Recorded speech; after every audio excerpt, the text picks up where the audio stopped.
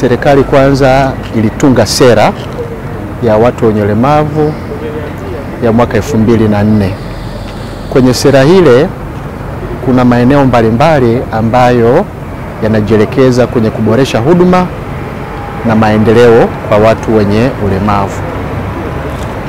Lakini baada ya kuona kwamba sera hii imekuwa ni ya muda mrefu, imekuwepo kwa zaidi ya miaka 20, serikali imeona kwamba ni vema kufanya mapitio ya sera hiyo ya watu wenye ulemavu ya mwaka 2004.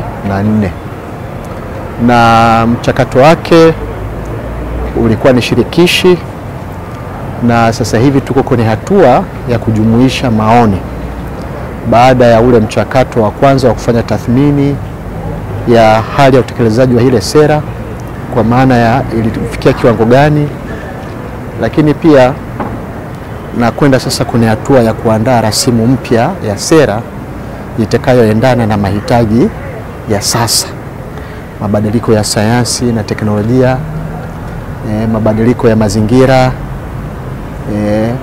mabadiliko ya mambo yaliyojitokeza, mfano mabadiliko ya tabia nchi, mabadiliko sasa hivi kuna masuala ya akili bandia au wanasema akili mnemba, unaona, na kadhalika.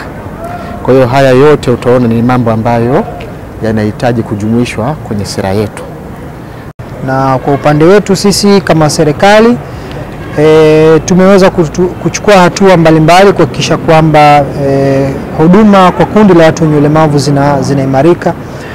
Ukizingatia sasa hivi serikali imeweza kuwekeza fedha nyingi katika kuhakikisha kwamba huduma za msingi zinapatikana kwa kundi la watu wenye ulemavu. Mfano ni huduma za afya, huduma za elimu pamoja na miundombinu. Serikali imekuwa ikiwekeza kwa gharama kubwa kuhakikisha kwamba watu wenye ulemavu wanajumuishwa na wanapata huduma hizo. Labda nikizungumzia neno haki, ni za haki za watu wenye ulemavu, hususan labda tukiangalia miundombinu. Sasa hivi watu wanajenga labda magorofa, zile miundombinu ya rampu zile hakuna, vyoo vile kwa ajili ya watu wenye ulemavu pia unakuta ni changamoto. Kwa hiyo anayetumia mwenye ulemavu pia naye ni mtarajiwa baadaye, kwa hiyo anatakiwa aanze kuandaa mazingira kabla ya kitendo kile cha ulemavu akijamtokea.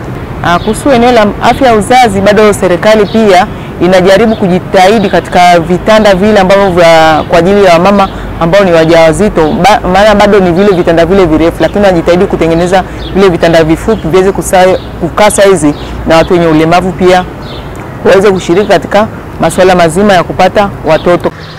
Sera mbona zinasema hivyo?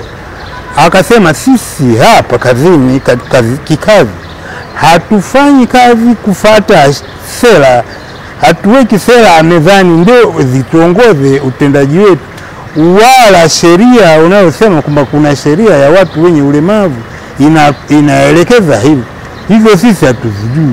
Sisi hapa tunafuata miongozo tunayopewa kwamba jambo fulani ulifanya hivi. Kwa hiyo utakuta kukosekana na hii miongozo, ndio maana mambo yetu mengi hayendi vizuri.